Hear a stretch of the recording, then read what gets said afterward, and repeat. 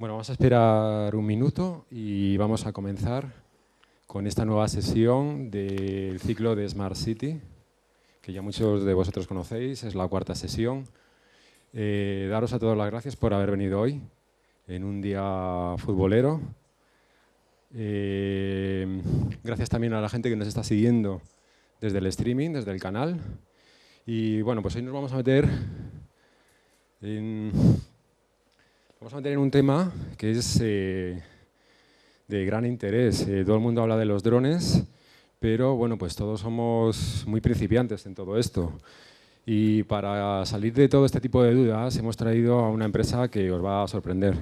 Es una empresa 100% española y que hace unos productos, unos desarrollos que bueno, pues no tienen parangón.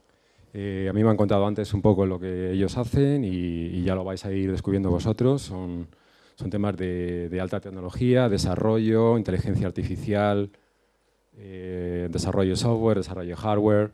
Están ellos metidos en misiones de diferente índole. Y es una empresa que tiene un background del sector espacial. Bueno, y sin más, os voy a dejar, perdón, se me olvida, que estamos dentro del entorno de Telefónica Escuela de Clientes. Podéis llegar a este tipo de conferencias y seminarios a través de la web de Telefónica Escuela de Clientes, donde vais a poder ver toda una serie de cursos y seminarios relacionados con las tecnologías de la información y las telecomunicaciones. Os podéis apuntar directamente en Telefónica Escuela de Clientes y en los seminarios concretos, en concreto en el grupo nuestro de Smart City, lo tenéis que hacer a través de la web de Meetup. Y sin más, os dejo con José Carlos Montes, que él es el director de sistemas embarcados de Ixion Smart Automation.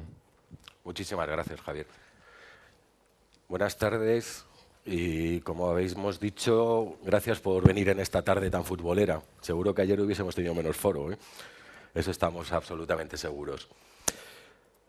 Bueno, un poco nos vamos a enfocar nosotros en nuestra presentación en explicaros brevemente quiénes somos, de dónde venimos, para entender un poco cuál es el entorno en el cual nos hemos movido desde hace años. No somos relativamente nuevos en este sector, ¿vale?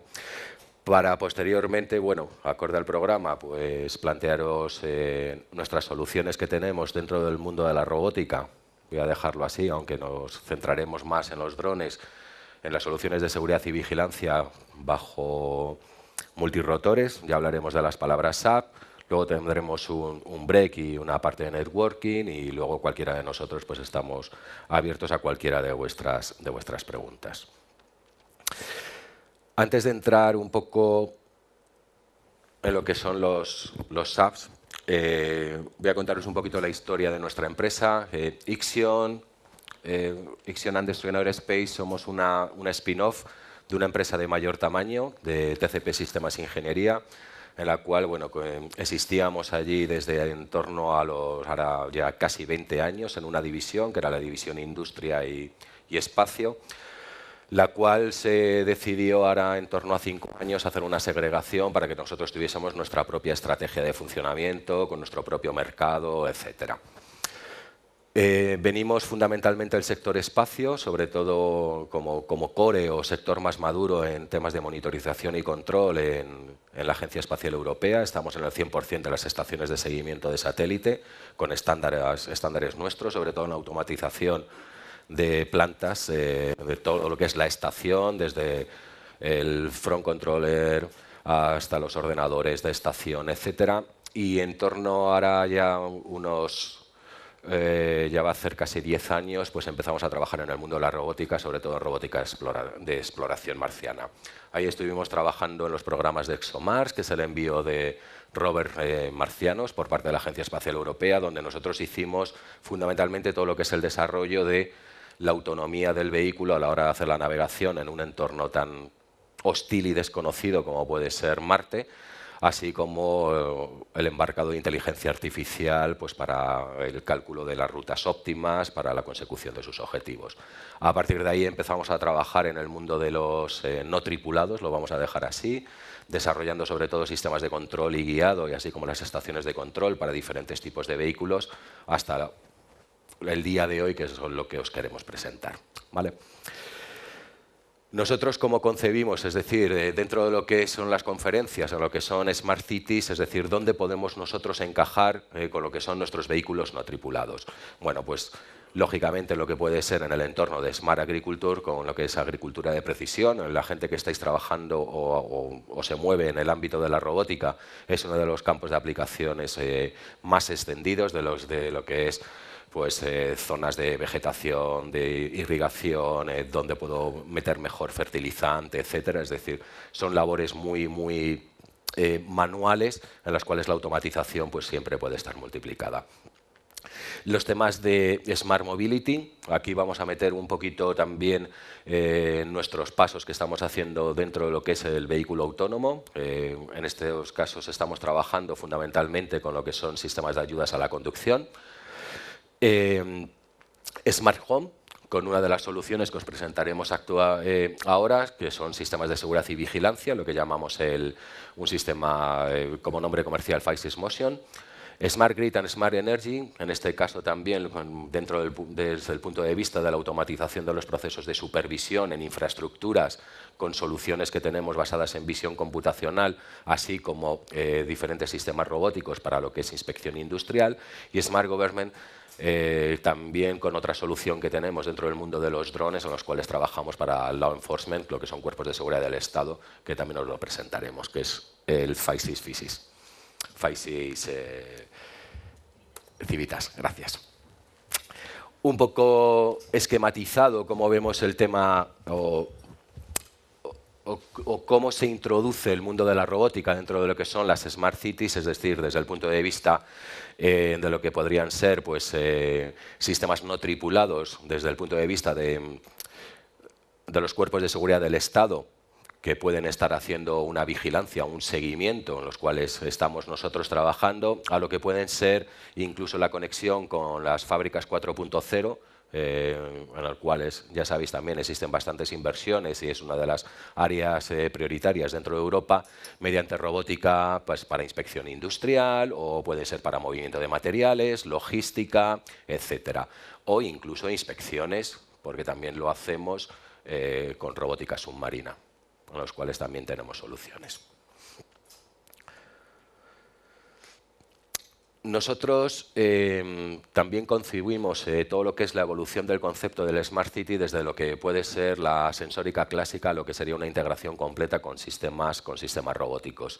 Es decir, todos, y a modo de ejemplo, hemos trabajado con lo que es una sensórica clásica, es decir, en lo que es una detección y alarma, como pueden ser o podemos tener en nuestras casas, ¿no? Una alarma de intrusión y punto, en las cuales un operador pues luego interpreta y actúa acorde a esas alarmas, incluso una parte en las cuales interactúo de una manera un poco más automática, ¿no? Es decir, ya estoy percibiendo y en función de lo que estoy percibiendo voy a interactuar pues porque tengo que cerrar una llave de agua o porque tengo que poner en marcha los sistemas de extinción de incendios, etcétera. Pero y en este caso nosotros le damos una capa superior en las cuales además los sistemas autónomos no solo hacen una interpretación, sino que además toman decisiones y ayudan a la hora de hacer todas esas interactuaciones. Con lo cual nosotros, mediante un sistema de integración inteligente, lo que tenemos esto es un desarrollo nuestro, esto es lo que tenemos en Ixion, es decir, podemos hacer la incorporación de diferentes sensores dentro de lo que sería un sistema de supervisión o un sistema de vigilancia en el cual no solo vas incorporando la sensórica clásica, sino cualquiera de los vehículos no tripulados te actúan como un sensor más. Cuando digo vehículos no tripulados no me estoy refiriendo todavía a ninguno en concreto, no estoy diciendo la palabra dron, que tampoco nos gusta, por lo menos a mí personalmente, pero bueno, hay que rendirse ante la prensa. Dentro de lo que es el mundo de los no tripulados me gusta utilizar la connotación que está legislada, que es la de RPA, es el Remote Pilot Aircraft, ¿vale? ¿Sí?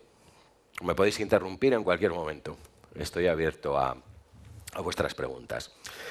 Dentro de lo que nosotros desarrollamos en Ixion, ya os he comentado el tema de la connotación de dron o connotación de vehículo no tripulado, nosotros queremos introducir una connotación que va un poquito más allá. Es decir, nosotros lo que hacemos son SAPs.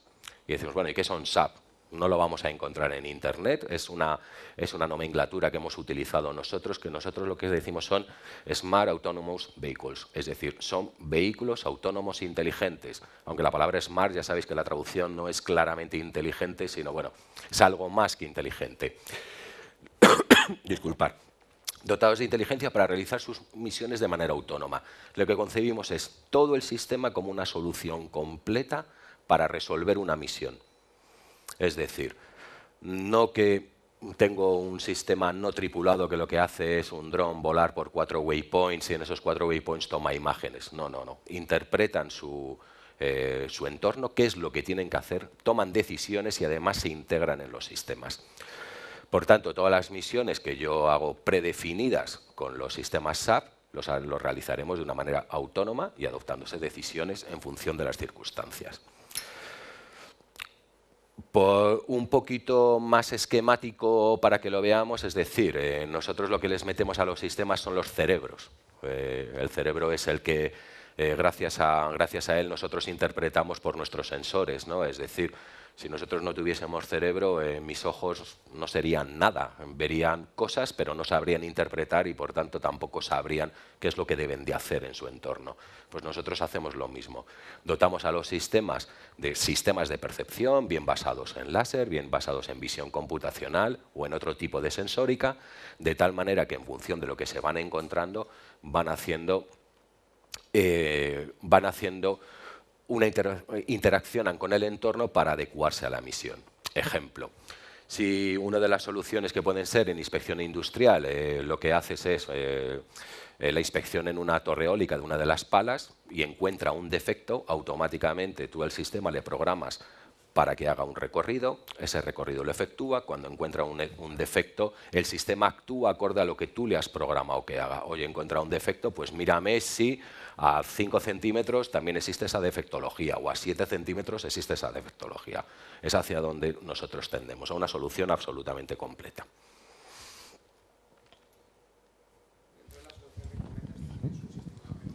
Sí. Bueno, te repito la pregunta, imagino que si dentro, por así decirlo, de esa solución que por así decirlo resuelve, si el sistema también aprende, o sea, no solamente es lo que tú estás programando. Efectivamente. Aprende normalmente sobre todo de la misión. Cuando decimos aprende, si tú tiendes a hacer un análisis de defectología porque tú te estás dedicando a una inspección industrial, el sistema, es decir, todos los desarrollos que tú le haces de los algoritmos de visión, se les mete con redes neuronales de tal manera que cuanto más estás inspeccionando bajo diferentes condiciones, el sistema se vuelve más robusto y más seguro. Lógicamente, a los inicios siempre los sistemas necesitan una supervisión, ¿no? Es decir, lo que se llama un aprendizaje supervisado. Oye, yo te estoy devolviendo esto es un defecto, sí. Bueno, pues él en su base de datos lo va metiendo y luego se le aplican reglas, normalmente en SVNs, etcétera, que va aprendiendo. ¿Con qué finalidad? Con la finalidad de que si yo estoy haciendo una inspección en Galicia, donde las condiciones climáticas son unas, y también las estoy haciendo en Canarias, si solo las hago en Canarias y solo me realimento lo que hace en Canarias, será muy seguro bajo esas condiciones de luminosidad, etcétera. Pero de la otra manera se va volviendo más inteligente. Cuantas más diferentes tipos de sillas ve, más fácil verá una silla. Vale. Gracias. La verdad que la charla me gusta mucho más así, más interactiva. Sí. Bueno, dentro de lo que son los sistemas multirotor, nuestros multirotores se llaman FISIS, ¿vale? Es nuestro nombre para las soluciones completas y genéricas de multirotor. Luego veremos cada una de las aplicaciones. Dentro de los valores del producto, y esto sí queremos resaltarlo bastante, es que son sistemas seguros, sistemas fiables, eficientes y fáciles de usar. Es decir, son 4 palabras absolutamente claves. Sin ánimo de menospreciar otros sectores, nosotros no somos gente de radiocontrol, no somos aeromodelistas, somos gente, vamos a decir, aeronáutica, pero para el vuelo de los no tripulados. Lo que no podemos concebir es un sistema que lo pongamos en servicio y a los 2 días se ha quemado y se ha caído, o un sistema que no sea fiable o que sea absolutamente complejo de utilizar. A un operador que va a hacer una inspección industrial, él de lo que sabe es de su inspección, o alguien de seguridad y vigilancia lo que sabe es de seguridad y vigilancia. No dices, me vas a dar una herramienta que me va a complicar más la vida. No, al contrario, lo que vamos a intentar hacerlo es que sea absolutamente sencillo en el uso, de tal manera que sea una ayuda para él y no algo que él va a decir, esto va a ser muy complejo, lo retiro y ya está. ¿Vale? Y sobre todo fiables. Si nos echamos unos años atrás, esto es como en el mundo de la robótica industrial, es decir, en los inicios había muchos robots industriales a la hora de hacer soldaduras o cualquiera de los trabajos dentro de lo que son montajes, etcétera. Bueno, pues ¿cómo sería un sistema en una línea de producción en el cual el robot a los 2 minutos se cae o a los 3 minutos la soldadura la hace 3 metros más para allá? Bueno, pues te cogen a ese proveedor y a ese robot y dices, esto no me sirve para nada. Bueno, pues nuestra orientación es absolutamente la misma. Como os había dicho antes, en Ixion desarrollamos la nueva generación de sistemas multirotor, es decir, queremos dar ese paso superior a lo que existe en el mercado, dotando los vehículos autónomos inteligentes, dotados de inteligencia para realizar sus misiones. ¿Vale? ¿Qué es lo que hacemos? Para cumplir estos requisitos, hacemos una automatización, podemos definir el comportamiento del vehículo, da seguridad y además estoy obteniendo datos. Es decir, no solo los datos son para interpretar, sino los datos también son luego para analizar, para temas de mantenimiento predictivo, mantenimiento preventivo, etc. Me quiero quedar en la parte 1 y la parte 2 también dentro de lo que es la automatización y definir comportamiento, de tal manera que una de las cosas que nosotros nos hemos encontrado cuando estábamos en el mercado sobre todo es darle al sistema flexibilidad. Es decir, lo que no concebimos tampoco es darle a un cliente una herramienta que al mes, a los 2 meses, nos estén llamando a nosotros para hacer una programación de ese sistema. Con lo cual a nosotros también le dotamos al cliente de una herramienta que es él el que va a programar qué es lo que tiene que hacer los vehículos, cómo lo tienen que hacer, cómo tienen que interactuar y cómo deben de ser sus comportamientos ante diferentes eventos. Ejemplo, me voy a ir a un caso de una reunión que estaba esta tarde con un cliente en el cual quieren ver en una carretera si existen objetos en medio de la carretera. Bueno, yo le puedo desarrollar un sistema, que lo tenemos, que ven si hay objetos en la carretera, lo ve, te manda la alerta y el sistema sigue. No, pues nosotros vamos más allá. Tú le vas a programar qué es lo que yo quiero. Tú vas a hacer este vuelo. Si encuentras un objeto, quiero que te pares encima del objeto, quiero que bajes a una altitud de 20, quiero que me envíes 3 imágenes, si te quedas al 50% de batería, quiero que vuelvas, quiero que hagas un aterrizaje autónomo, etc. ¿Y eso quién lo hace? Alguien que conoce la operación. Nosotros no conocemos el 100% de las operaciones, quien lo conoce son los clientes. Yo no sé de inspección de torres eólicas, no sé de inspección de carreteras, no sé de seguridad y vigilancia, yo sé de robótica. Entonces, eres tú el que quieres saber cómo se tiene que comportar tu sistema. Esa es una herramienta que dotamos con el sistema de manera estándar, ¿vale? De tal manera, lo que os comentaba, que defines el comportamiento del vehículo por configuración, utilizando la potencia y la automatización de una forma sencilla y flexible, ¿vale? Y además también tenemos un sistema de gestión de alto nivel, de tal manera que puedes interactuar con sistemas de terceros. De tal manera que ante un evento de un sistema de tercero, que ahora lo veremos, el sistema responde haciendo algo, que también lo programáis vosotros. ¿Vale? Seguridad. Joder, dentro del mundo aeronáutico esto es importante, claro. Aquí no me estoy... Hombre, no llevamos 200 pasajeros, pero queremos que sea tan seguro para que no se le caiga alguien encima, ¿no? Es decir, nosotros trabajamos primero por la seguridad de las personas, seguridad de la infraestructura, seguridad del equipo. De tal manera que cuando los equipos están navegando, necesito tener sistemas que tengan comportamientos seguros. ¿Qué es lo que les dotamos? Por ejemplo, detección y evasión de obstáculos. Tú puedes programar tu misión, tú estás conociendo tu entorno, él te calcula cuál es la ruta, la puedes modificar porque sabes que ahí tengo un obstáculo, no lo tengo, pero puede ocurrir que aparezca un obstáculo en el cual no lo tenías programado. ¿Qué es lo que hace el sistema? ¿Se da de frente contra el obstáculo? No. El sistema hace una percepción, sabe que hay un obstáculo y en caso de encontrárselo hace una maniobra evasiva para volver a coger su trayectoria programada. ATOL. En este caso, ATOL, bueno, disculparme un poco el acrónimo, es Automatic Takeoff and Landing, sería un aterrizaje y despegue automático, pero visual de precisión, pero basado en balizas visuales, no en GPS. ¿Por qué? Primero, porque con GPS puedo tener perturbaciones de señal, con lo cual no tengo GPS, con lo cual no sé dónde me va a aterrizar. La precisión del GPS suele estar en torno entre los 2 y 5 metros. La evolución del sistema es que tenga estaciones de recarga, con lo cual necesito que justo aterrice en una zona. Y además puedo hacer un despliegue rápido de los sistemas, de tal manera que yo despliego una lona, similar a una H, y puedo programar que ahí sea mi aterrizaje. Y como todos habéis escuchado, despegues y aterrizajes en los, aeronáuticamente en los aviones, pues es lo más peligroso. Bueno, pues aquí también. ¿Vale? En este caso es seguridad también pues, para el elemento.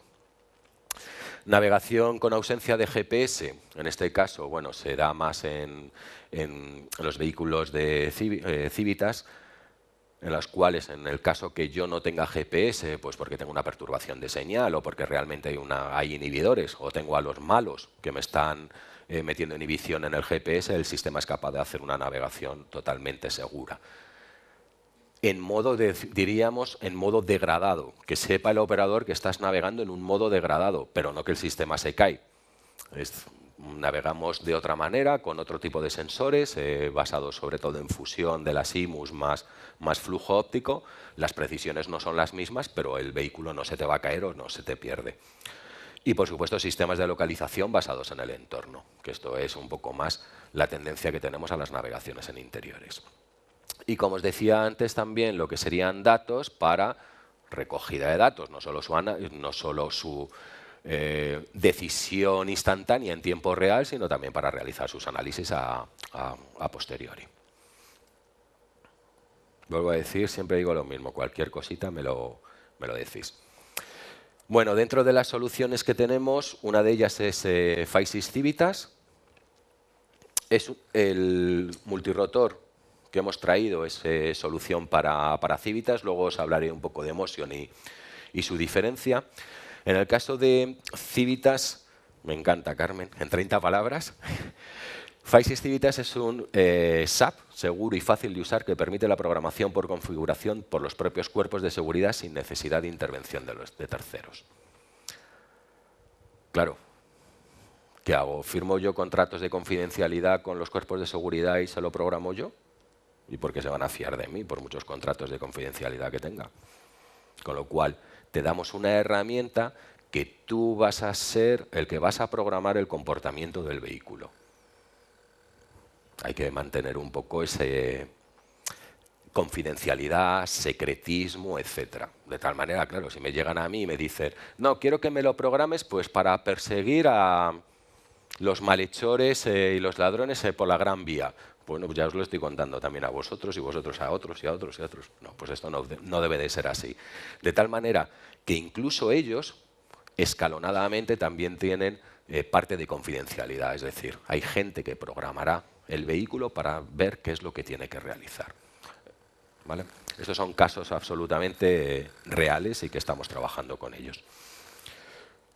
Un poco para que veáis cuáles son todas sus características, prestaciones superiores más todo lo que es la parte de programación por configuración, con detección de evasión de obstáculos, aterrizajes por visión computacional, importantísimo navegación sin GPS, eso era una petición clarísima, es decir, zonas de inhibidores o que los malos te inhiben señales de GPS para perturbar los equipos, sistemas de detección y, por supuesto, definición de comportamiento, programación, monitorización de recorrido, misión autónoma, manual o incluso combinada. O también aquí tenemos temas de cambios en caliente, es decir, que en un momento dado los operadores que están con el vehículo hacen cambios en el mismo momento en tiempo real mientras el sistema está haciendo el vuelo. Pues porque estás haciendo una vigilancia y de repente dices, oye, pues no, yo quiero que estés aquí y te quedes aquí en hover a ver qué es lo que está ocurriendo. ¿Vale?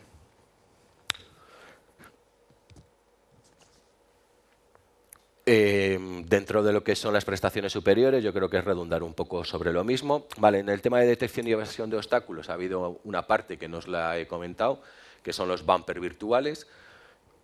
Todos los sistemas, por legislación, nos obligan a que en un momento dado siempre tengas que coger el mando, el operador. Bueno, pues en el caso de coger el mando el operador, que son sistemas súper sencillos, siempre digo que los niños lo manejarán mejor que nosotros porque es como una Xbox, es adelante, atrás, izquierda, derecha, arriba y abajo. También tiene otro sistema de seguridad que son bumpers virtuales, es decir, que en el modo que tú lo estás manejando, si tú estás avanzando con el multirotor y se encuentra un obstáculo, una pared, etcétera, hace como un paragolpes virtual. Por mucho que le des adelante, no va a hacer nada, no va a avanzar. De esa manera lo hacemos mediante dos técnicas o dos tecnologías, que son mediante LIDAR o lo que sería láseres de rango y visión. Aterrizaje por visión computacional, que ya os lo he explicado, tanto de día como de noche. En el caso de día, mediante espectro visible, y en el caso de noche, pues en el espectro IR, mediante marcas activas en bases LEDs, que son de bajo consumo, etc. Navegación con ausencia de GPS. Y, por supuesto, se le pueden ir incorporando y embarcando, además en el propio vehículo, aplicaciones automáticas de detección. Una de las cosas que me quedo aquí, o luego incluso en el break podemos comentarlo mientras os enseñamos el producto, nosotros no solo hacemos el desarrollo de la inteligencia, sino aparte de la integración de los equipos, etcétera, sino que también desarrollamos el hardware. No lo fabricamos, pero los desarrollos son propios. ¿Por qué necesitamos un hardware propio? Porque las prestaciones del sistema son muy específicas y hardware comercial no hay. Nos basamos muchísimo en temas de paralelización, es decir, basado en FPGA y GPU, porque estoy computando mucho a bordo y tomando decisiones a bordo. Y cada vez más pequeñito y menos peso. Si es en un submarino me da igual, pero en un multirotor o en un sistema aéreo es la primera necesidad. Entonces, todo lo que sería algoritmia de detección basados en visión o en cualquier otro tipo de sensores iría embarcados en nuestras tarjetas.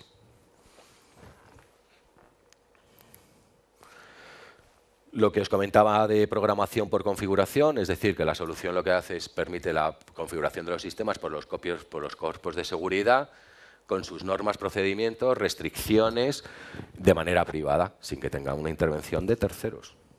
¿Vale? ¿Qué es lo que busca? Es decir, un experto de fuerza de seguridad define previamente todo lo que el sistema es capaz de hacer, así como sus reglas de comportamiento. No va a necesitar de un tercero para realizarlo. Y un agente concreta antes la visión, recorrido, etc. Y, por supuesto, la misión la puedes hacer de manera autónoma o combinada, manual, etc. Five Motion, a lo mejor tenemos más relación también dentro de lo que son las Smart Cities. Smart Motion me sigue encantando. Felicito a Marketing por todo. Five Motion efectúa rondas de vigilancia completamente automáticas que posibilitan una vigilancia desatendida, detectando automáticamente presencia de personas, vehículos u otros elementos críticos, recorriendo perímetros autónomamente y realizando acudes automáticos. Esto es, en realidad, las cámaras que yo tengo de vigilancia y que serán caros cada ciertos puntos por sus campos de visión, pues en este caso lo que tengo es un sistema no tripulado que efectúa eso. Imaginaros una extensión, bueno, esto me imagino que es la frontera de no sé dónde, pues una extensión enorme que yo la tengo que cubrir para hacer una seguridad. En el caso de que el sistema detecte una alarma por una de las cámaras fijas o por uno de los sensores, el vehículo está totalmente integrado con la central de alarmas, de tal manera que hace un sistema acude. Se levanta solo, va a ese punto, tiene todas sus algoritmias de detección embarcadas, entonces detectará si hay personas, si hay coches, si hay un comportamiento anómalo, si hay un coche donde no debería de haber, etcétera, enviando imágenes e informando a la central de seguridad.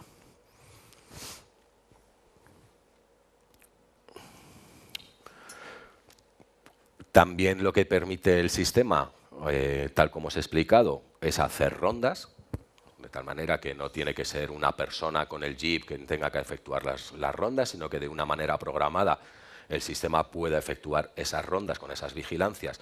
Y es algoritmia embarcada. Nunca estamos hablando de sistemas que transmiten vídeo y hay un operador que es el que tiene que estar visualizando, sino de manera totalmente automática y, por supuesto, también que transmita la imagen. Es decir, ambas posibilidades son las correctas. El sistema CUDE, como os he comentado anteriormente, y además con las prestaciones que tiene el sistema base, no solo iría a ese punto, sino que también en el caso que se encuentre cualquier tipo de obstáculo a lo largo de su trayectoria, es capaz de hacer una evasión automática. Y como más vale una imagen que 1000 palabras, lo tengo aquí cargado, ¿verdad, Carmen? Espera, me voy aquí.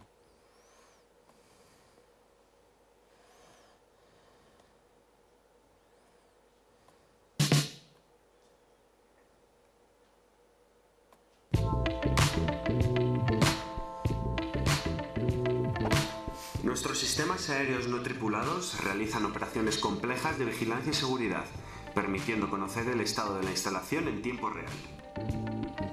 El sistema de vigilancia perimetral permite que nuestros vehículos recorran un perímetro preestablecido, captando imágenes de la instalación. Para realizar esta tarea seleccionamos la trayectoria deseada para la ronda de vigilancia desde la estación del operador. Definimos los waypoints por los que el multirrotor debe pasar. El vehículo despega automáticamente y realiza el trazado seleccionado. El sistema está dotado de ayudas para la navegación. Si encuentra un obstáculo en su recorrido, el multirrotor lo evitará. Su sistema de mantenimiento de distancias le permite conservar un espacio de seguridad con los edificios y obstáculos. El multirrotor reporta el estado de la instalación en tiempo real. Además, mediante algoritmos de visión computacional, es capaz de detectar la presencia de intrusos o de anomalías. En este caso, el multirrotor envía una señal de alarma a la estación de operador de la amenaza detectada. Al finalizar el recorrido, el multirrotor aterriza en el punto establecido. Este sistema optimiza las tareas de vigilancia de la instalación, aumenta la velocidad de la respuesta y la seguridad de la operación.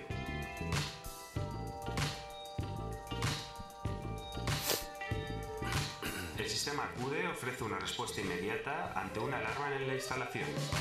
Cuando el sistema detecta una alerta, el vehículo se desplaza de forma autónoma hacia la ubicación. El operador monitoriza la misión desde la estación de control y puede tomar los mandos del vehículo si la operación lo requiere. El sistema ofrece el estado de la situación en tiempo real. Cuando el multirrotor llega al objetivo, envía imágenes de la alarma a la estación de control, registrando la ubicación y el momento de la incidencia. De este modo se logra una respuesta rápida y segura ante la potencial amenaza. Los beneficios del sistema CUDE son la reducción de riesgos, la mejora del tiempo de respuesta y el reporte de información ampliada a tiempo real.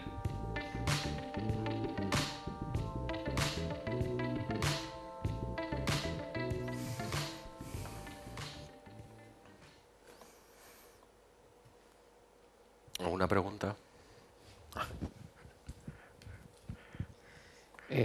Como acabamos de ver en el vídeo, con respecto a cuando hacía, por así decirlo, la ronda de vigilancia, veíamos también cómo detectaba a las personas. Eso no quiere decir que la persona, por así decirlo, esté autorizada a pasar esa zona o no. Me explico. En este caso, el vehículo no autorizado, el dron, hace también reconocimiento facial o tiene algún tipo de reconocimiento para saber si la persona pertenece dentro del personal o no. ¿Y cuál sería la solución con respecto a eso? Sí se podría, a ver, reconocimiento facial mediante imágenes aéreas y con una cámara, no sé si es ese o... You know, I've traveled all around the world and I still think what we have here is some of the most beautiful landscape. Vale, Carmen, no te preocupes. Vale, disculpar. Es complicado hacer un reconocimiento facial basado en visión, además sobre todo en visión monocular. Pues normalmente se utiliza visión estereoscópica y además ayudado también de láser, etc. Lo que sí se le puede hacer es hacer una integración, eso no lo tenemos, lo digo por otras aplicaciones que hemos hecho, es una integración mediante RFID, es decir, tú si estás autorizado bien tu tarjeta de identificación como empleado de la empresa, o bien porque has sido invitado a la empresa, llevas una etiqueta en la cual tienes un tag RFID, y al dron se le puede poner un receptor RFID, de tal manera que sabes si esa persona, si tiene el tag, está autorizado o no está autorizado. A evolución, la verdad que lo bonito de trabajar en este mundo es que aplicaciones hay múltiples y soluciones también. También se le podría decir, oye, en qué zonas pues, me estoy moviendo, aquí solo pueden estar estas personas o no pueden estar estas personas, por supuesto. Lo que pasa es que nosotros también tendemos a enfocarnos en unas soluciones muy concretas, porque el mundo es amplio, es decir, y las aplicaciones diversas, pero bueno, es una buena aplicación. De hecho, ya te digo que la tenemos dentro de lo que son los sistemas de supervisión industrial, que os comentaba antes, que están basados en visión computacional para monitorizar una planta 24 horas al día. Una de las partes se basa en RFID, y precisamente es eso, es decir, la cámara te está detectando si entra una persona en la zona, y al momento te activa un arco de RFID para saber si esa persona está autorizada o no para entrar. Y además si lleva los EPIs, que los EPIs también van con RFID, casco, chaleco, etc. Sí. Hola. Hola. Bueno, un comentario. No sé si lo vas a mencionar luego. Las condiciones ambientales en las que el equipo, por ejemplo, en la planta exterior podría llegar a continuar haciendo esas rondas de vigilancia. No sé si sean muy complicadas de delimitar, pero supongo que habrá unos parámetros que habréis dicho por encima de esto ya es hasta contraproducente o es inefectivo porque realmente no va a haber o no va a funcionar. Sí. A ver, hay dos partes en eso, es decir, bajo qué condiciones yo puedo hacer una navegación del sistema como si fuese un sistema ALON, y bajo qué condiciones mi sistema, cuando digo navegación es una navegación segura, y bajo qué condiciones los resultados que me va a dar van a ser los correctos o no van a ser los correctos. Lo que son las condiciones de navegación, esto nos va a pasar como en vuelos tripulados, es decir, por encima de cierta velocidad de viento, nosotros hemos hecho pruebas hasta 35 km/h o así, no vamos a poder navegar, es decir, así de claro. De hecho, también estamos estudiando limitar el sistema de tal manera que en conexiones con centrales meteorológicas no te dejen ni arrancarlo, a cierto nivel, ¿no? Es decir, tener en cuenta que esto puede ser un usuario lo más especializado o puede ser un usuario, entre comillas, que su misión es estar en una central de alarmas. Entonces, cuanto más le limite a él, mejor para todos los sistemas. Condiciones de lluvia, ponemos lluvia ligera, lógicamente, es decir, no bajo lluvia potente ni nada, pues con las protecciones que puedes tener, pues puede ser un IP56, un IP58. Y luego las condiciones en la detección. Las condiciones de la detección, la verdad que depende mucho de las condiciones lumínicas, etcétera. La ventaja que nosotros le metemos al meterle redes neuronales y sobre todo sistemas de inteligencia es que el sistema cuando duda te lo va a decir. Desarrollamos de tal manera que los falsos positivos sean 0 y los falsos negativos una cifra. Es decir, si me das algo, que sea que lo estoy dudando y que puede que sí o puede que no, pero que cuando lo haya, aciertes. Normalmente nuestro desarrollo va hacia esa línea. Pero algo así exacto que te diga bajo ciertas condiciones lumínicas, es decir, niebla, pues hombre, si yo no veo, pues a lo mejor la cámara no ve. ¿Que existen soluciones que sí te pueden ver? Pues sí, la verdad que sí. Sí.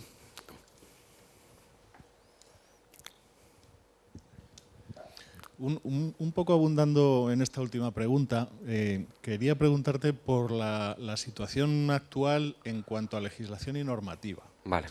Porque ha habido cambios, pues no sé, hace un año o 2 años, no recuerdo bien, a nivel europeo, a nivel nacional. Supongo que es para este tipo de UAVs o RPAs de este tamaño a los que más afectó. Y estaba viendo, por ejemplo, las imágenes en esa instalación industrial y me estaba preguntando vuestro sistema, vuestros equipos, qué tipo de certificación de aeronavegabilidad, de safety critical, etcétera, etcétera. Por ejemplo, lo que estabas diciendo del software, redes neuronales, etcétera, etcétera. No sé un INTA que puede decir sobre certificar ese tipo de software. Por un lado, la certificación de los equipos y por otro lado, la certificación de los operadores. Porque efectivamente puede haber operadores muy especializados, como pueden ser en las fuerzas de seguridad del Estado, o puede haber operadores en una central de alarmas. ¿Qué certificación, qué preparación se le pide a los operadores de vuestros sistemas? Vale. ¿Me permites que te conteste posteriormente? Lo digo porque justo el último slide es hablando de la legislación. Lo digo por relacionarlo y no te preocupes que me quedo con tu pregunta. Gracias. Vale. Más que nada porque la vamos a ver. Entonces, bueno, siguiendo un poquito con las soluciones. ¿Qué hora es? Tengo que ir acelerando. Vale. Tenemos la parte de FISIS-Facto. Bueno, FISIS-Facto es un sistema para hacer inspecciones industriales, bien manuales o preprogramadas, de forma automática, repetibles y detectando defectología. Y que el sistema dispone de dispositivos automáticos para ayudas a la navegación. Aquí también lo dejamos un poco abierto lo que son las ayudas a la defectología. ¿Por qué? Pues porque aquí sí que es igual que en seguridad y vigilancia, detectar personas es detectar personas, aquí el mundo es infinito.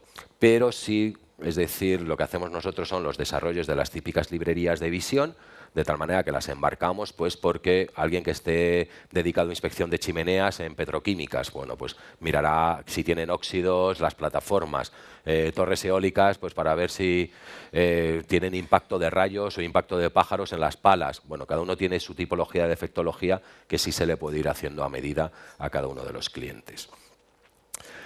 Por ir un poquito más... ¿Es menos cuarto, Carmen? Sí. Menos 10. Por ir un poquito más rápido, las características son similares a los que tenemos anteriormente, pero aquí también incorporamos otra ventaja y es el mantenimiento dinámico de distancias. Es decir, no solo para la parte automática, sino también para la parte manual. Cuando yo voy a hacer una inspección de una infraestructura, a mí lo que me interesa es visualizar esa infraestructura. Entonces, cuanto mejor la visualice, pues más óptima será mi operación. ¿Qué es lo que ocurre si el operador está? Acerco el multirotor, lo separo, me lo muevo a la izquierda, me lo muevo a la derecha. Estoy más pendiente de la navegación que de la propia inspección. Bueno, pues tenemos un sistema que lo que hace es, tú le dices o le prefijas a gusto del consumidor, dentro de lo que es un baremo de seguridad del sistema, oye, pues yo quiero que estés a 3 metros, a 4 metros, a 5 metros. Si yo muevo el multirotor arriba a abajo, el multirotor siempre va a estar manteniendo la distancia independientemente de la infraestructura que yo estoy inspeccionando. Es decir, bloqueo los dos ejes y si voy así, lo mismo. Me voy encontrando salientes, el multirotor va saliendo, va entrando. De tal manera que el operador únicamente, bueno, pues tienes una ayuda que vas desplazando tu mando y solo vas visualizando. Y en el modo automático también. Es decir, oye, ves hasta este punto, prográmame la distancia y ahora muévete en horizontal para hacer la inspección. Vale. Bueno, eso es un poco lo que habíamos hablado antes, con los temas de analíticas. Por irme al tema también de conducción autónoma dentro de lo que son las smart grids, etcétera. A ver, nosotros estamos desarrollando también... si me vuelvo atrás un poquito a lo que es la historia de la empresa, recordar, trabajamos drones, mal llamados drones, RPAs, robótica terrestre, robótica submarina y conducción autónoma. Aquí lo que estamos trabajando son sistemas de ADAS. ADAS son ayudas a la conducción, pero ayudas a la conducción basándonos en inteligencia. Es decir, no es una ayuda a la conducción de sistemas reactivos, sino de sistemas que sí pueden ser deliberativos. Son los primeros pasos hacia la conducción autónoma también. La conducción autónoma no solo se basa en cómo tengo que conducir, sino en cómo tengo que interpretar el entorno para también tomar mis acciones. Fijaros que en un vehículo aéreo, yo que soy aeronáutico, me voy a tirar piedras sobre mi tejado, bueno, pues es relativamente sencillo. Lo único que tengo son aeronaves y están muy preestablecidas las reglas de comportamiento allí arriba. Pero imaginaros vehículos autónomos aquí en la Gran Vía, cuando hemos aparcado todos. Bueno, eso es caótico, absolutamente. Con lo cual la complejidad es salvaje. Son entornos dinámicos, totalmente heterogéneos, diversidad de actores, etc. Con lo cual un vehículo autónomo hacia donde tiende En Madrid decían, por lo menos cuando estaba Gallardón de alcalde, decían que para el año 2020 lo único que querían en el centro de Madrid, en el centro turístico de Madrid, lo que es toda la parte central, barrio de las Letras, etcétera, coches autónomos y eléctricos. Es decir, es hacia dónde va. ¿Qué es lo que hacemos nosotros? Lo mismo que podemos hacer con los drones. Primero, hacemos sistemas inteligentes que hacen una percepción del entorno y además embarcamos todos esos sistemas en hardware específico de tal manera que todos los sistemas que confluyen dentro de lo que es los sistemas de ayudas a la conducción estén bajo solo un hardware, porque actualmente cada fabricante lo que hace es desarrolla un hardware, lo integra, pero no hay una conjunción de todos ellos. Para que veáis un poquito lo que sería el esquema. Para ver un ejemplo, me he traído, aquí estamos en desarrollo, me he traído un ejemplo de simuladores. Os pongo algo que nos decían a nosotros en las autoescuelas. Algo que no es tan simple de un minuto. ¿Qué es lo que ocurre si vas en el coche y sale una pelota al medio de la calzada? Que detrás de la pelota, ¿quién iba? Un niño. Bueno, pues imaginar decirle eso a un vehículo autónomo. Es decir, tengo que percibir mi entorno, sale un objeto, tengo que saber que es un objeto que se mueve, tengo que saber que es una pelota y, por tanto, estar atento porque me puede salir un niño, detectar el niño y yo frenar. Pues ahora vámonos a una rotonda o a un cruce donde tengo peatones, tengo señales, prioridades, coches, etcétera. Esto, por supuesto, es todo evolutivo, es decir, ¿dónde veremos coches autónomos? Bueno, ya los hay en diferentes estados de Estados Unidos. En Nebraska permiten circular coches autónomos. Bueno, pues irá progresivamente, autopistas de peaje, en ciertos entornos, etcétera, hasta que se meta totalmente en estos temas. Os voy a enseñar un poco qué es lo que hacemos nosotros. Estaba precargado, ¿verdad, Carmen? Sí. Bueno.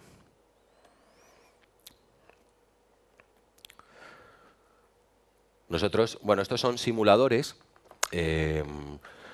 Lo que va en el vehículo en realidad son cámaras estereoscópicas y láser, de tal manera que lo que estás haciendo es ir percibiendo primero, hago como si fuese un mapa. Dentro de ese mapa estoy detectando cuáles son mis actores que están metidos en el tema, es decir, lo que son vehículos, personas, señales. Aquí parece que es simple, es decir, parece que es un fake. Aquí están los algoritmos trabajando, como digo yo, están las neuronas y tengo que interpretar qué hacer yo. Claro, para vosotros es sencillo, ¿no? Es decir, está cruzando una persona, pues yo me paro. Pero ¿a qué distancia está la persona? ¿Por qué me voy a parar? ¿Qué es lo que va a hacer la persona? Otro de los ejemplos que ponemos muy típicos son los cruces. Es decir, si yo voy por una calle, mi semáforo está en verde, primero detecto que mi semáforo está en verde, yo voy a una velocidad y de repente veo un coche. ¿Qué es lo que ocurre si veo que ese coche va a 120 km por hora y está a 2 metros de su semáforo? Que se lo va a saltar, con lo cual puede haber un riesgo de impacto. Es decir, toda esa percepción e interpretación del entorno para yo luego tomar acciones sobre el vehículo es lo que tengo que meter. Actualmente, sistemas de percepción con inteligencia no existe comercialmente mucho en los vehículos, empieza a haber algo, sobre todo en vehículos de gama alta, como siempre, ¿no? BMW, Mercedes, etcétera. Pero en este caso nosotros nos quedaremos inicialmente en avisos al conductor, es decir, cuidado que ese coche se va a saltar el semáforo, cuidado que tienes un peatón mediante señales sonoras, etcétera. Y todo bajo las mismas tarjetitas de hardware que os puedo estar enseñando ahora. Voy a pararlo, no sea que luego venga otro vídeo así a volumen. Vale, y por último, entorno legal. Si lo llego a saber, traigo más slide. Vale. A ver, nosotros tenemos un reglamento desde hace 2 años. Hace 2 años, no sé si recordaréis, EASA sacó una carta demoledora que decía que prohibía todos los vuelos de RPAs. Claro, el sector se volvió loco, menos nosotros. Nosotros no nos volvimos locos, sabíamos que iba a haber una regulación. ¿Qué es lo que quería EASA? Pues Ellos lo que querían era regular en cierto modo y separar lo que es un poco el mundo del radiocontrol del mundo de lo que es los no tripulados de verdad.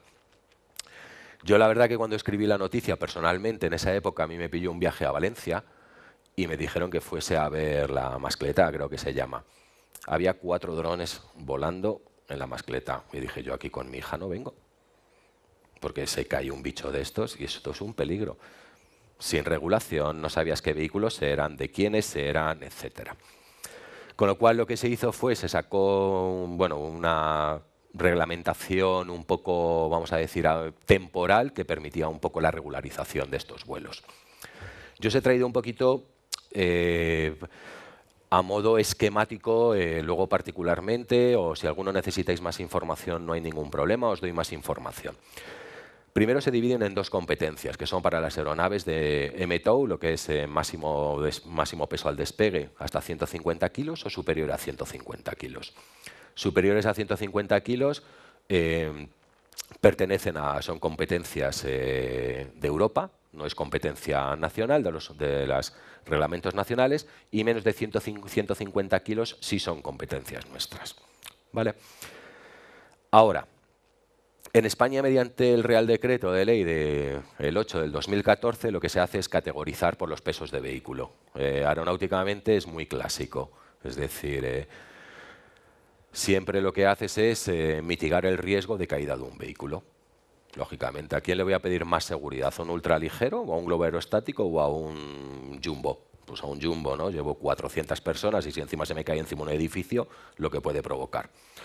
Pues en este caso es lo mismo. Se hizo un cálculo de lo que son las aceleraciones de los vehículos y los impactos que podían provocar y el daño que podían efectuar y dicen, bueno, pues hasta más de 25 kilos y hasta menos de 25 kilos. Nosotros nos fuimos a menos de 25 kilos. A partir de menos de 25 kilos sí exigen certificados de aeronavegabilidad. Esos certificados normalmente los va a dar el INTA, que es lo que tú preguntabas. A una empresa pyme como nosotros no nos interesa. Un certificado de esos cuesta de 3 a 5 millones de euros. Y si encima, ahora lo vemos, tampoco me van a permitir volar, pues ¿para qué? Con lo cual nos fuimos a menos de 25 kilos. ¿Qué es lo que dice además la legislación dentro de menos de 25 kilos? Que me va a permitir efectuar vuelos más allá de línea de vista para aquellas aeronaves de menos de 2 kilos. Eso es lo que os quería contar antes. Esta es aeronave para Civitas o para Facto, pero no es para Motion, porque Motion va a volar más allá de línea de vista. Al volar más allá de línea de vista tiene que ser una aeronave de menos de 2 kilos. Esta no es. ¿Vale? Ahí tenemos otra solución basada en aeronaves de menos de 2 kilos. Y una altura máxima de 120 metros, es lo que nos dice. En el caso de menos de 25 kilos, es decir, solo voy a poder volar a 500 metros de línea de vista y altitudes de menos de 120 metros y más de 25, esto está sujeto, por supuesto, a los que son las entidades de certificación, como decíamos antes. Además, ¿qué es lo que me dice? Que en el caso de área sobrevolada, siempre estaré con menos de 2 kilos, lejano de zonas habitadas, menos de 25, lejano de zonas habitadas, y la de más de 25 bajo condiciones muy específicas. El sector aeronáutico clásico se cura mucho en salud a la hora de meter lo que serían los drones dentro de este mercado. ¿Qué es lo que nos exigen a nosotros? A nosotros nos exigen estudios de seguridad, estudios de operación, manual de mantenimiento de la aeronave y cualificación de los pilotos. La cualificación de los pilotos es sencilla, de hecho se va a endurecer un poco porque hemos visto que se ha metido demasiada gente que no tiene todos los conocimientos, con lo cual sí se va a endurecer un poco, estudios de operación y de seguridad. Eso lo que te hacen es, tú presentas todo ese dossier, lo revisa EASA, te dice, usted tiene permitida esta operación. ¿Vale? Para aeronaves de menos de 10 kilos. Para aeronaves de más de 25 kilos, creo que hay una empresa española que lo tiene certificado, nada más. ¿Sí? Decías los temas de software, etcétera. Bueno, Dentro de lo que son los estudios de operación y de seguridad, debemos de demostrar que se han hecho todos los vuelos acorde a todas nuestras experimentaciones, etc., etc., etc. ¿Qué es lo que ocurre con los riesgos de menos de 2 kilos? Bueno, pues que lo mitigas limitándolo en cierta manera, ¿vale? Pero bueno, no nos piden una certificación, una DO 178 o 254 de hardware, etcétera, aunque nosotros desarrollamos así, es decir, desde que nosotros nacimos hasta que empezamos a volar, tardamos de 3 a 4 años. Pues muchas pruebas en simulación, pruebas de desarrollo, pruebas de integración, etcétera. Ahora, ¿qué es lo que dice la normativa? La normativa va a sacar otro Real Decreto en los cuales van a permitir vuelos nocturnos y vuelos en zonas urbanas bajo condiciones especiales. Por ejemplo, pues un control de una infraestructura o una rehabilitación de un edificio, un techado de una fábrica, porque en el fondo son zonas habitadas, pero parece ridículo que no te permitan hacer eso. Y también vuelos nocturnos porque todavía no estaban permitidos. Pero esto le aplica a todos menos emergencias y cuerpos de seguridad, que el espacio aéreo es de ellos. Bueno, entre comillas es de ellos.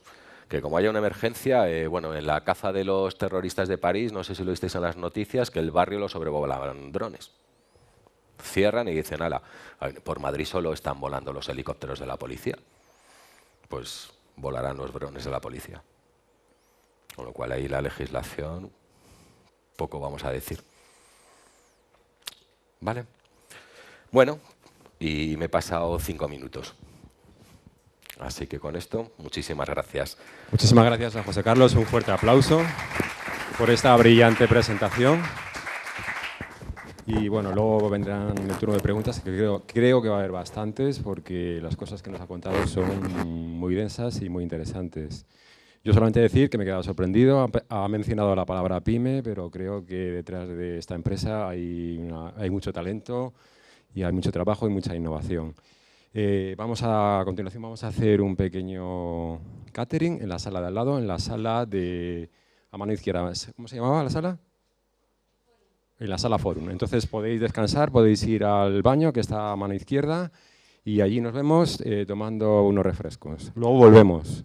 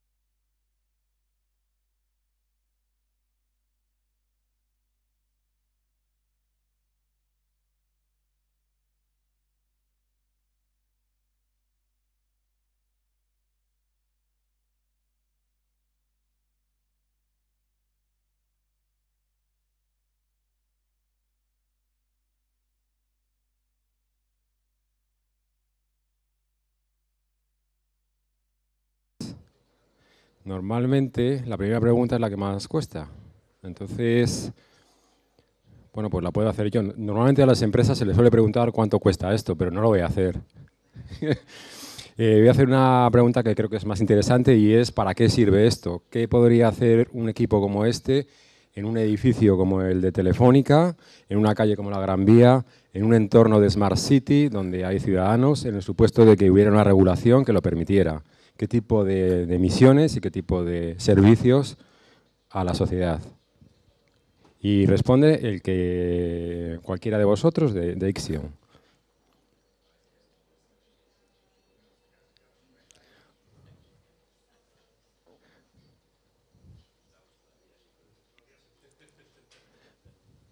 Bueno, repito la pregunta porque creo que vas a responder tú. Bueno, la pregunta es muy sencilla. ¿Nos puedes explicar para todos los que estamos aquí y para los que nos están escuchando desde YouTube? ¿Para qué sirve esto realmente? O sea, ¿qué tipo de servicio podría prestar en un servicio como este de Telefónica aquí en Gran Vía, en una calle como la Gran Vía, en una ciudad como Madrid, en un entorno de Smart City, en el supuesto de que hubiera una regulación que lo permitiera? ¿Y qué tipo de ventajas podría aportar a la sociedad? Un equipo... Sí, sí. Pues la verdad que muchas todas las que os podéis imaginar, de verdad, ¿eh? O sea, de hecho, este producto está desarrollado con la Policía Nacional y con unas funcionalidades muy específicas para ellos. O sea,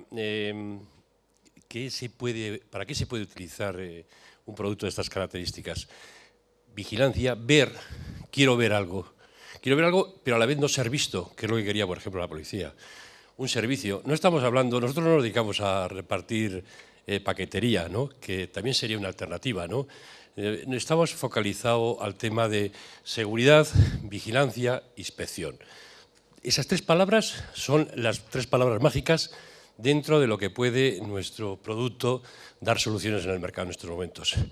No solamente aquí en la Gran Vía, en cualquier entorno, siempre y cuando nos dejasen volar y siempre y cuando pues, la tecnología siga avanzando y algunas de las deficiencias que tienen pues se solucionen. Por ejemplo, una aplicación que se me ocurriría, ¿seríais capaces de contar más o menos, se podría poner una aplicación para contar personas en aglomeraciones, partidos, sí, hombre, por supuesto. manifestaciones? Vamos a ver. Con visión computacional podemos hacer muchas cosas, ¿no? Entre ellas esas, por supuesto que sí. O sea, depende luego. ¿Qué es lo que ocurre? Que no hay un producto terminado que te va a dar la solución de lo cojo y lo voy a utilizar mañana. Seguro que vamos a tener que estudiar tu problemática, vamos a tener que mirar nuestras soluciones y nuestros desarrollos que tenemos y cómo adaptarlos a dar solución a ese problema que nos planteas. Pero indudablemente que sí. Gracias. Bueno, antes, por así decirlo, en la explicación se nos ha dicho que en este caso los drones son inteligentes, van aprendiendo de manera automática. Entonces, imagino que de todas formas, aparte de almacenarlo dentro del dron, también existirá una base de datos complementaria sobre la cual se comunicará. También se nos ha dicho antes que lo que se hace es que sobre el cliente que, por así decirlo, lo adquiera, él hace toda la configuración. La Ixion, en este caso, se encargaría también de montar esa base de datos o toda la infraestructura dentro del software que hay por detrás, o solamente se proporciona el dron. ¿De almacenamiento de datos me estás diciendo? Sí. Bueno, yo creo que el menor problema que tenemos es el almacenamiento de datos. Más que otra cosa podemos tener un problema de emitir esos datos. Date cuenta que estamos emitiendo una cantidad de datos tremenda. El almacenarlo, pues bueno, hay soluciones de cloud computing, hay soluciones en la propia estación de tierra que van a absorber toda esa cantidad de datos y para nosotros eso no es mucho problema. Más que con respecto al almacenamiento me refería con respecto a la seguridad. Antes se nos ha comentado en la exposición en el cual se proporciona el material, por así decirlo, pongamos al ejército, sí. Y el ejército, o sea, no, por así decirlo, Ixion no tendría conocimiento de toda la información que recaban el ejército a partir de estos drones. Por eso digo que si esa base de datos sobre la cual se almacenaría toda, la tendría que montar el ejército por su parte o Ixion se le ofrecería también esa... Indudablemente que lo ofrecemos nosotros. Piensa que, lo que no vamos a dejar es que interceptan las comunicaciones con la estación de tierra y el dron y que nos cojan el control del vehículo. Eso es uno de los temas que preocupan mucho internamente, que se ha trabajado duramente en ello y que hay soluciones, indudablemente, que hay soluciones muy avanzadas, pero esto cada día avanza más, ¿no? También los malos avanzan, ¿no? Pero vamos, o sea, tenemos solución para todo ese tipo de problemática. Todo lo que son el almacenamiento de bases de datos se hace en el local y todo lo que son las reglas de aprendizaje se os dan a vosotros para que hagan los aprendizajes. De tal manera que se hacen todas esas parametrizaciones. Nosotros no vamos a leer esas bases de datos.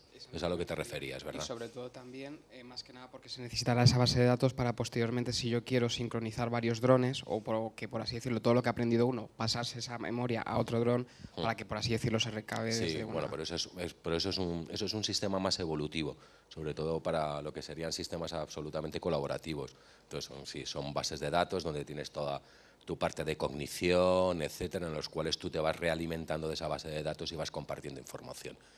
Las arquitecturas que nosotros tenemos sí están preparadas para meternos con sistemas cognitivos y sistemas colaborativos preparadas, es decir, están todos los módulos y de hecho estamos trabajando en ello, pero bueno, nos quedan 2 o 3 añitos para verlo.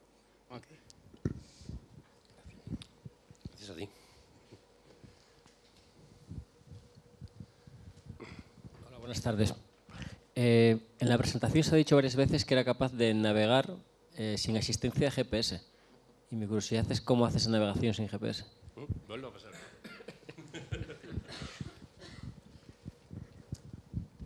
A ver, nosotros utilizamos no solo los GPS para navegar, lo que utilizas es una sensórica interna. De hecho, la podemos ver, podemos abrir cuando queráis el producto, lo vemos por dentro, que yo creo que está súper chuli. Utilizamos lo que es fusión sensorial, ¿no? He oído por ahí que había profesores, ¿no? y estudiantes, yo creo que lo que estoy diciendo no es conocido. ¿Eso qué significa? Utilizamos lo que son IMUs, es decir, unidades inerciales, que son acelerómetros, giróscopos y magnetómetros, muchísimas gracias, y fusionado con información GPS. ¿Qué es lo que ocurre? Los GPS, las precisiones que tú tienes para navegar son bastante erráticas porque tienes falta de precisión. El que más precisión te da para que tú tengas un posicionamiento son los acelerómetros, pero bueno, integrados 2 veces, ¿no? Es decir, una integración es una velocidad, 2 integraciones es una posición. Pero es un sistema que tiene muchísima deriva con el tiempo. Al tener tanta deriva, lo que haces es una corrección con GPS. Existen múltiples técnicas de fusión sensorial, desde lo que son filtros de Kalman, extended Kalman filters, etcétera, que te permiten hacer una estimación de tu posición lo más real posible. ¿Qué es lo que ocurre si yo no tengo GPS? Que el sistema tiende a tener una derivación. Si solo utilizo IMU, al cabo de 10 segundos pone un error en torno a 20, 50 o 60 metros. Lo que utiliza el sistema es flujo óptico. El flujo óptico lo que hacemos es, mediante una cámara cenital, voy visualizando lo que es una superficie, de tal manera que entre frame y frame lo que estoy viendo son cómo se está moviendo alguno de los elementos entre ambos frames. Al saber la velocidad de cámara, etcétera, estoy sabiendo cómo es el cambio de mi posicionamiento, el cambio de mi velocidad y, por tanto, de mi posicionamiento. Por eso he dicho que, en este caso, lo que alertas es de que estás navegando de una manera degradada. Sabemos que tiene ese error. Eso no solo nos permite navegar en ausencias de GPS, sino también nos permite hacer navegaciones en interiores.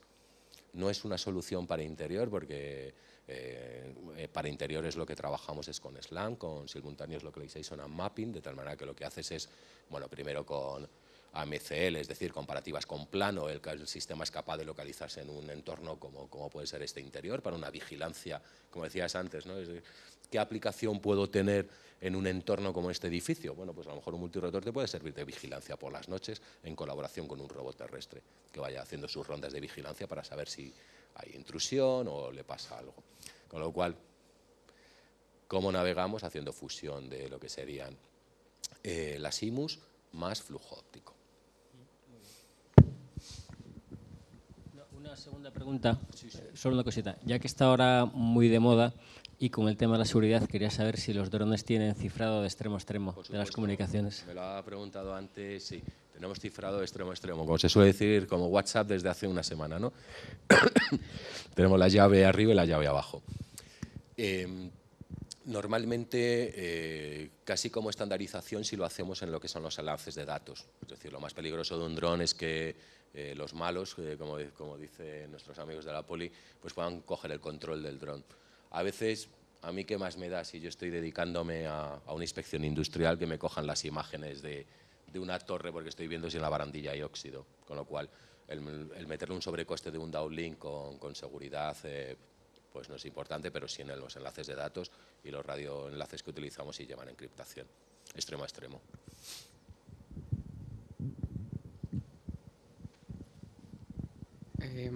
Con respecto a los distintos sensores que lleva, por así decirlo, el dron, o en el caso anterior que habíamos visto el coche, suponiendo, por ejemplo, en el caso del coche que el tema del láser fallara y aún así tuviese un reconocimiento de imagen, ¿cómo sabría diferenciar la distancia entre, o sea, si pasa un niño, diferenciar, por ejemplo, entre un niño o que la persona se encuentra a una larga distancia? Ante el fallo de un sensor, primero te va a avisar. Y automáticamente no te va a avisar. Separa, claro. te va a avisar y tú le puedes incluso, cuando decía antes de hablar de la herramienta del ingeniero, tú le puedes programar incluso esos comportamientos. Por ejemplo, si dices, en el caso que yo no reciba señal del láser, yo quiero que te quedes en hover o que hagas una vuelta a casa porque no quiero que continúes con la misión porque puede ser peligroso, o un aterrizaje de emergencia. O sea, normalmente llevas monitorizado todos tus sensores en la estación de operador, de tal manera que ante un fallo de alguno de ellos, siempre decimos lo mismo, primero integración de seguridad de las personas y luego seguridad de las infraestructuras y del elemento. Pero vamos, es decir, te avisa.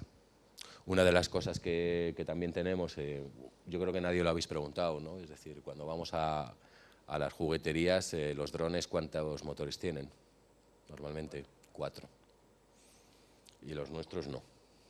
Nadie nos ha dicho, ¿y por qué no trabajáis de 4? Menos peso, bueno, pues efectivamente, por si fallan. Normalmente un dron de cuatro motores o 4 brazos, en el caso de un fallo de un motor, eso es una piedra. Eso no hay quien lo estabilice. En cambio, nosotros lo que hacemos es un sistema de emergencia, que en el caso que falle uno de los motores, tienes un sistema de detección del fallo de motor, paras el simétrico, entra otro modelo de control, lógicamente, estabilizas y haces un aterrizaje de emergencia, porque estás en un modo también un poco complicado de navegación, pero por lo menos el sistema es seguro. Un inciso, ya que nos has comentado que nos podríais mostrar los componentes del equipo, sobre todo dirigido hacia toda la gente que nos está viendo, siguiendo desde el streaming. No sé si podemos desde realización enfocar las cámaras hacia el equipo y nos vais demostrando qué es cada componente. Bueno, para que lo veáis un poquito, la carcasa es... El micrófono. Perdonar. La carcasa es una carcasa provisional que ponemos así también para moverlo, etcétera. Bueno, siempre gasto la broma, es un tricornio. Hicimos el lanzamiento del producto en Sicur, 23F, justo. Es una broma. Es que dio casualidad, 23F, el tricornio, pero bueno. Vale.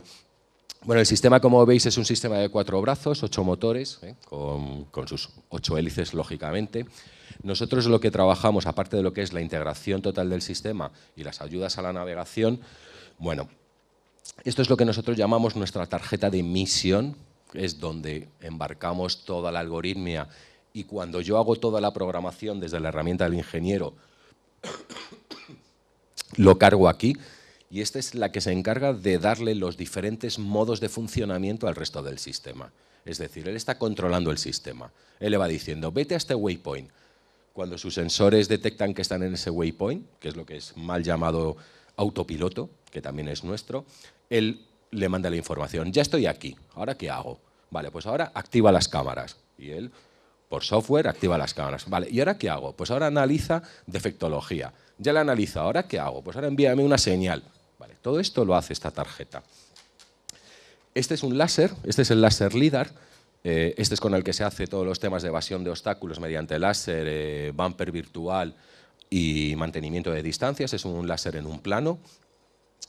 El abanico son 270 grados, tiene un poquito menos para evitar pues, zonas, vamos a decir, de oclusiones, y el rango es hasta 30 metros.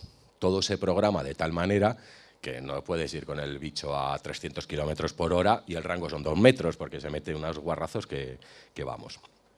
Antena de GPS, no lo vamos a poder ver bien por cámara para que veáis un poco nuestras tarjetas por no desmontarlo. A ver, vamos a ver. Es que lo tenemos en plan sándwich. Estaba mirando a ver si se podía... No lo podéis ver. Bueno. Internamente tenemos lo que son nuestras tarjetas de guiado y navegación, son unas tarjetas de dimensiones 5×5, no es máximo.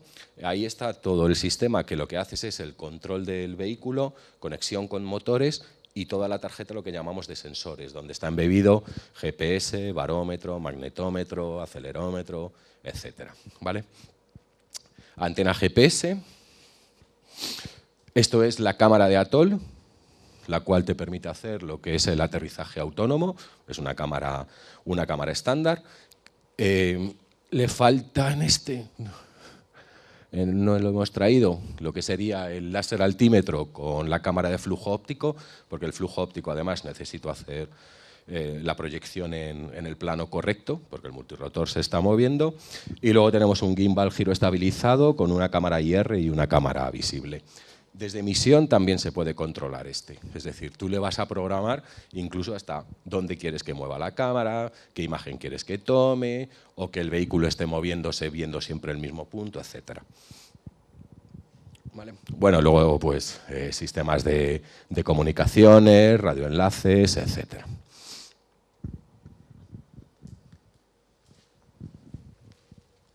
Bueno, tenía otra pregunta, pero ahora sé que has hablado del hardware.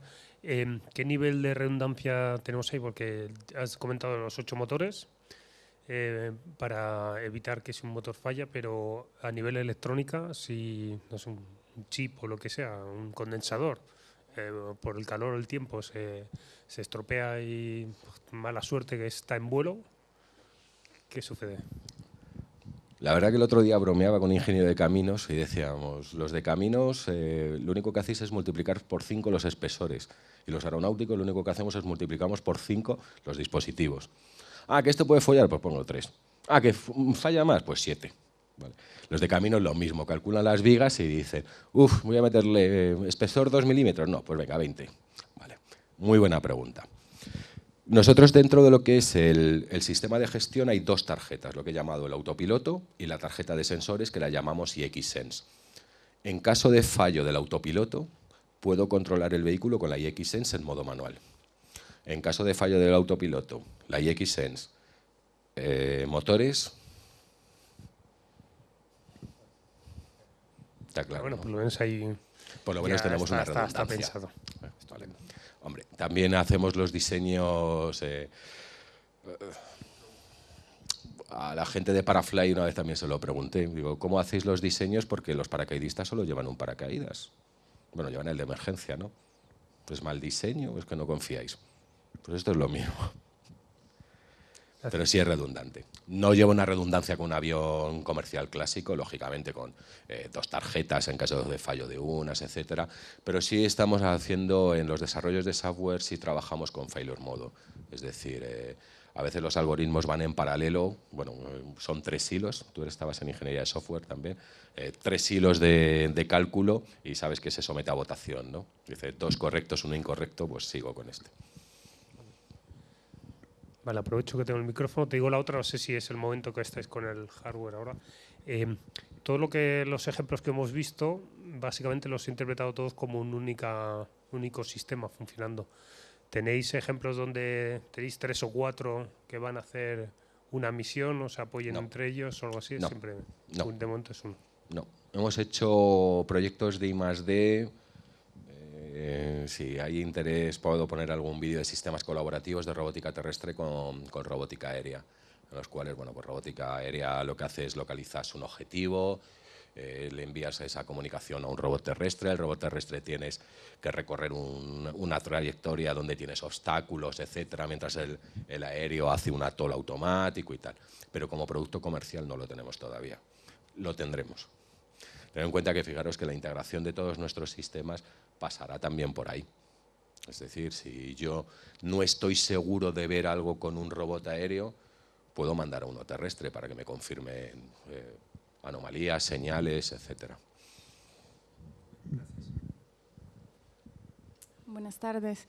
Más o menos, ¿cuál es la vida útil de este equipo y cómo está organizado el mantenimiento, por ejemplo?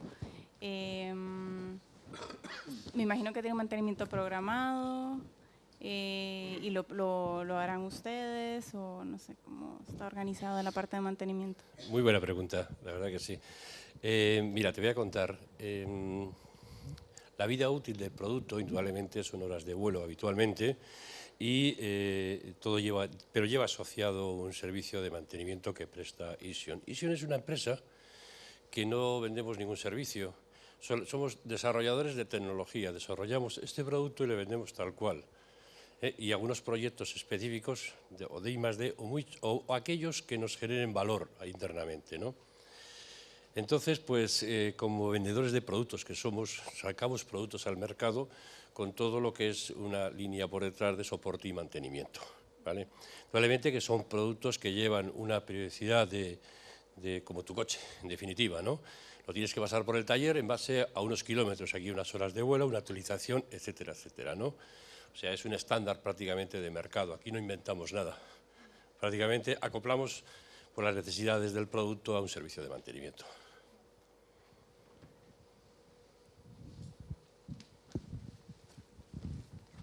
Una pregunta relacionada con lo que ha comentado el compañero. Yo siempre he visto un dron asociado a una persona que lo maneja uno a uno.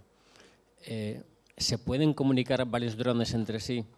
Por ejemplo, en caso de que haya varios vigilantes en una fábrica, para decidir entre ellos cuál está más cerca de un fallo, ¿o existe un protocolo para comunicar drones entre diferentes fabricantes? Mira, se puede comunicar, desde luego. Entre diferentes comunicantes no lo sé, te digo sinceramente. José Carlos, ¿hay alguna cosa que...? Un protocolo más o menos estándar. Entiendo, no hay ningún protocolo estándar en estos momentos, por lo que dice José Carlos. ¿Que se pueden comunicar entre ellos? Sí, o sea, los trabajos colaborativos pueden existir, pueden existir. Nosotros en estos momentos, como ha dicho José Carlos antes, estamos trabajando con un robot terrestre y un aéreo, en definitiva. No más allá, pero se puede hacer perfectamente, siempre y cuando, sí. Gracias. A modo de ejemplo, a ver, uno de los proyectos que estamos trabajando dentro de lo que es los submarinos autónomos es una flota de submarinos que están haciendo las inspecciones de las Sea Lines desde lo que es Monoboya hasta refinería. Monoboya es donde llegan los petroleros y descargan el crudo. En este caso es una gestión de flotas, porque además el cliente lo que quiere es una reacción del sistema o que tú estés alerto siempre y cuando detectes el petróleo o la fuga de crudo menos de 2 minutos. Entonces, bueno, haces un cálculo simple, ¿no? La velocidad del vehículo, la longitud de la sea line, etcétera. Con lo cual es una gestión de flotas. Es lo mismo que me estás comentando tú. Es una gestión de flota. Otra cosa es de diferentes fabricantes. Aquí cada uno que vaya por su guerra. No hay una protocolización dentro de las comunicaciones, aunque, bueno, con las preguntas de normativa ahora os comento otro tema. Pero nosotros sí podemos, y se tiene que desarrollar, y lo tenemos más o menos desarrollado, es lo que es una gestión de flotas nuestra. 2, 3 vehículos. Pero ya no es gestión de flota de decir cuál es el que va antes, porque eso es sencillo. ¿Qué es lo que ocurre si tengo 3 en vuelo? ¿Cómo gestiono 3 aparatos en vuelo? Es decir, es sencillo el decir, bueno, pues me salta una alerta allí, yo mando el que esté más cerca, vale, y los otros 2 los tengo parados. Pero ¿qué ocurre si me salta otra alerta? Tengo otro que va para allá. Ya tengo 2 vehículos en vuelo. Si me salta otra tercera alerta, tengo 3 vehículos en vuelo. Entonces tengo que meter un sistema de gestión de tráfico aéreo. Lo cual no es como lo que decía Nicolás antes de los famosos propaganda de envíos de paquetes de Amazon y tal. Y, yo cuando lo vi dije, pues esto es propaganda y marketing alucinante. Y nos han preguntado a los clientes, ¿tú qué harías? No sé qué. Digo, yo, cómprame una escopeta. Digo, vamos, me voy a hinchar a regalos. Cuando vea el multirotor con el paquete de Amazon del vecino, la disparo y me quedo con el paquete. O sea,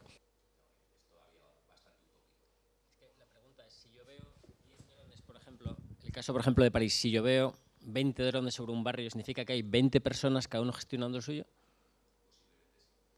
Vale. A no ser que tengan una adhesión. Y la legislación te dice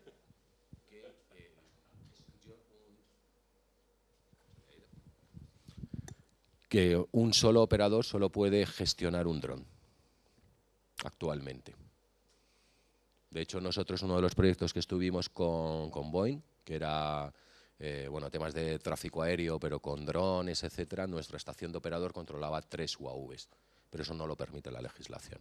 Es decir, podríamos hacer toda esa gestión, pero porque teníamos metido e integrado un sistema de tráfico aéreo como el que está en avión comercial.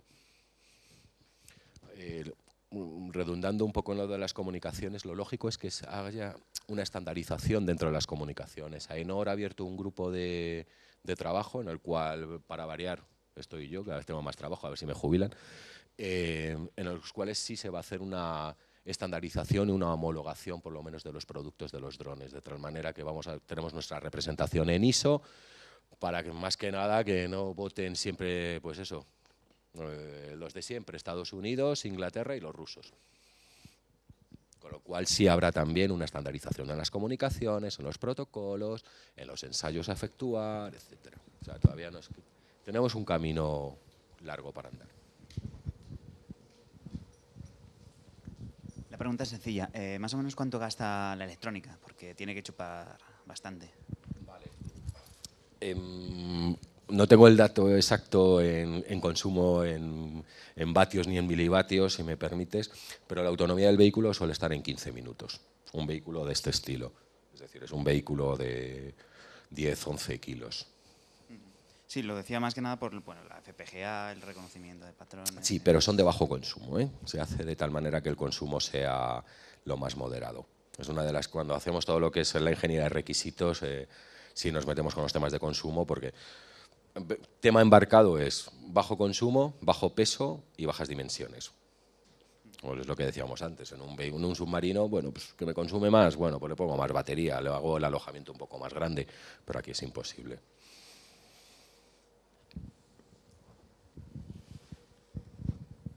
¿No tenéis ninguna pregunta? Bueno, vamos a ir cerrando la sesión porque tenemos que ir desalojando el edificio. La última, nos gustaría que brevemente nos resumierais y nos dijerais cuál es en el corto plazo la evolución del sector, cómo lo veis vosotros, porque vemos que tenéis un conocimiento del sector y la gente de la calle pues estamos todos pendientes de lo que nos dicen, que si Amazon, que si no sé qué, que si no sé cuánto. Contadnos un poco, bajo vuestro conocimiento y experiencia, ¿qué es lo que vamos a ver en los próximos años? ¿Qué es lo que vamos a ver en los próximos años? Pues bueno, es tecnología punta, ¿no? En definitiva, yo creo que sería una carta a los Reyes Magos, fundamentalmente, ¿no? Centrándose en los que tenemos hoy en día y el mercado que podemos dirigirles un poco estas soluciones, trabajamos mucho con fuerzas de seguridad del Estado, que son los principales consumidores de esto en estos momentos, pero fundamentalmente por lo que decía antes José Carlos en la presentación, ellos pueden volar casi siempre. Hasta que no cambie la regulación, hasta que también tecnológicamente algunas de las características de estos aparatos no evolucionen, pues autonomías, más desarrollos en definitiva, pues tenemos un mercado, un nicho de mercado muy industrial, muy de fuerzas de seguridad del Estado y nos estamos abriendo camino en el sector industria, ¿vale? Sector energético, sector petrolero, es donde más necesidades se están teniendo y las fuerzas y ahora las empresas de seguridad se están moviendo mucho también en esa línea, ¿no? Por sistemas de vigilancia y los temas de industria por inspección, como decía antes, vigilancia, inspección y seguridad. Ese es nuestro mercado, está empezando. Fuerzas de seguridad del Estado no, ya llevan tiempo y llevan tiempo trabajando y llevan ya dineros gastados en estas tecnologías. Y afortunadamente, yo creo que por eso estamos vivos, entre otras cosas, ¿no? Porque sectores como las empresas de seguridad y las empresas industriales le están comprando soluciones de estas características. Y esto es como se lo ve en estos momentos. ¿Cómo lo podemos ver de cara al futuro? Evolucionar estos sectores fundamentalmente. Pensar una cosa, excepto los que estamos aquí, poquitos más, entendemos esta tecnología de esta forma. Cuando salís a la calle y empecéis a hablar con la gente, os vais a encontrar pues, asociado a juguetería, a aparatos que todos conocemos, ¿no? O bien asociados a temas de defensa, los clásicos ya aviones grandes, drones, esos los llamados drones en definitiva, que se utilizan para el armamento. Pero bueno, aquí nos estamos abriendo tenemos una oportunidad, creo, estamos abriendo un nicho de mercado con todo esto y de cara al futuro es donde tenemos que focalizarnos y todo evolucionará, lógicamente. Yo creo que hacer una reflexión e iros a la informática, por ejemplo, que no es de hace tanto tiempo, ¿vale? Antes no sé con quién hablaba yo, que estábamos trabajando hace 30 años con ferritas magnéticas, ¿vale? Y mira lo que tenemos hoy en día, ¿no? Inversión. El teléfono es el aparato que más se ha gastado en I+D en la historia de la humanidad. Y hace 20 años no existían. O sea, oportunidades, que sí van a existir demanda del mercado, retorno de las inversiones que estamos haciendo, y las vemos por ahí. Indudablemente que creemos que esto tiene un futuro tremendo, tremendo, que es el futuro para muchas soluciones, para muchos cines. Pero ya no solamente el tema de los UAVs, la robótica en general. La robótica en general tiene que ayudar muchísimo al ser humano en el futuro, pero muchísimo.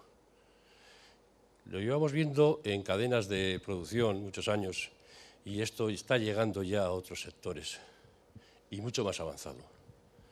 Así es como lo vemos. Es nuestra apuesta, además, y de esto tenemos que vivir todavía muchos años. Muy bien, pues muchísimas gracias a todos vosotros, en especial a la empresa Ixion, por habernos informado de esta manera.